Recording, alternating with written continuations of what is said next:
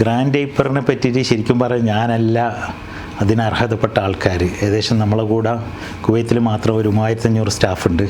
അതുകൂടാതെ പിന്നെ മറ്റുള്ള GCCയിലടക്കം 7000 സ്റ്റാഫിൽ കൂടുതലുണ്ട് മൊത്തം. അവരൊക്കെയാണ് ശരിക്കും അർഹത. ഞാൻ അതിൻ്റെ കൂടെ കൂടാനുള്ള ഒരു ഭാഗ്യം കിട്ടിയ ഒരാളാണ്. അങ്ങനെ ഒരു വലിയൊരു ടീമിൻ്റെ കൂടെ അല്ലെങ്കിൽ ഒരു ഫ്രെയിമിൽ എനിക്കൊരു സ്ഥലം കിട്ടിയെന്നേ ഞാൻ പറയുള്ളൂ. പിന്നെ അതുകൂടാതെ നല്ല പാർട്ട്നേഴ്സ്, നമ്മളെ ഡോക്ടർ അൻവർ അമീൻ, ഷംസുക്ക, അബൂബക്കർ, പിന്നെ അഹമ്മദ് ക, ഇവരൊക്കെ എന്താ സംഗതി എന്ന് വെച്ച് കഴിഞ്ഞാൽ ആവശ്യത്തിലധികം ഫ്രീഡവും ട്രസ്റ്റും തന്നുകൊണ്ടാണ് ശരിക്കും പറഞ്ഞാൽ ഗ്രാൻഡ് ഡൈപ്പർ കുവൈത്തിൽ വളരാനുള്ള കാരണം. കുവൈത്തിൽ ഈ വളർച്ചയ്ക്കൊപ്പം നമ്മൾ ശ്രദ്ധിച്ച 2-3 കാര്യങ്ങളുണ്ട്. ഒന്ന്, നമ്മൾ കസ്റ്റമറോട് നോ എന്ന് പറയാതിരിക്കുക. രണ്ടാമത്തത്, നമ്മൾ ചെയ്യുന്ന ബിസിനസ്സിൽ എത്തിക്സ് പിന്നെ ബിൽഡ് ചെയ്യാം. അതിൻ്റെ ഭാഗമായിട്ട് ഗ്രാൻഡ് ഡൈപ്പർ കുവൈത്ത് ഒരു ബ്രാഞ്ചിലും സിഗരറ്റോ അല്ലെങ്കിൽ ടൊബാക്കോ പ്രൊഡക്ട്സോ വിൽക്കുന്നില്ല. അത് നമ്മളൊരു പിന്നെ എത്തിക്സിൻ്റെ ഭാഗമാണ്. അത് 2011 എടുത്ത തീരുമാനമാണ്. ആ തീരുമാനത്തിന് ശേഷം നമുക്ക് ഇതുവരെ നഷ്ടമൊന്നും ഉണ്ടായിട്ടില്ല, നമുക്ക് മനസ്സമാധാനം ഉണ്ടായിട്ടുള്ളൂ.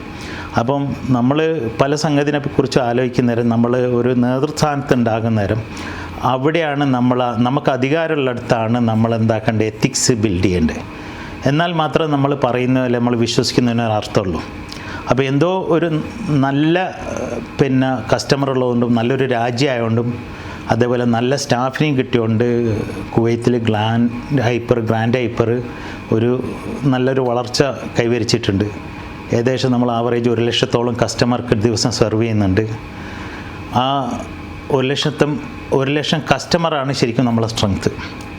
അപ്പം നമ്മൾ ശരിക്കും പറഞ്ഞാൽ ഇങ്ങനെയുള്ളൊരു ഗ്രൂപ്പിൻ്റെ കൂടെ നമുക്ക് ഒരു പാർട്ടാനൊരു പടച്ചോൻ അവസരം തന്നു. അതിന് പടച്ചോനോട് നന്ദി, ഈ രാജ്യത്തോട് നന്ദി, ഈ രാജ്യത്തിലെ ജനങ്ങളോട് നന്ദി, അതുപോലെ നമ്മളെ മാതൃരാജ്യമായ ഇന്ത്യ, കേരളം, എല്ലാത്തിനോടും നന്ദി. അത് മാത്രമേ ഉള്ളൂ. ശരിക്കും പറഞ്ഞാൽ ഈ നമ്മൾ ജീവിതത്തിൽ ഒരിക്കലും പ്രതീക്ഷിക്കാത്ത 2 മഹാവിപത്തുകൾക്ക് നമ്മൾ വിറ്റ്നസ് ആയിരുന്നു. ഒന്ന് കൊറോണ, രണ്ടാമത് ഈ മിഡിൽ ഈസ്റ്റിലെ അരക്ഷിതാവസ്ഥ. ലോകത്തിനെ മുഴുവൻ ബാധിച്ചിട്ടുണ്ട്.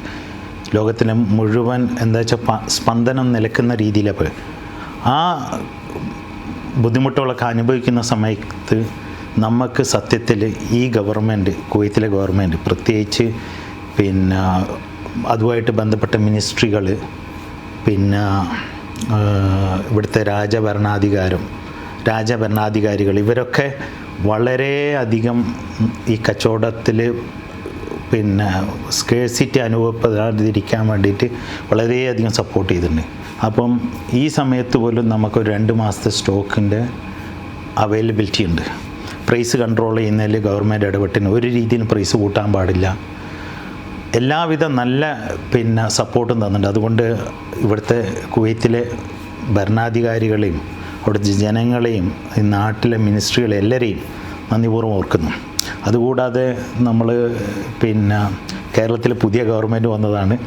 എല്ലാവിധ ആശംസകളും VD സതീശിൻ്റെ നേതൃത്വത്തിൽ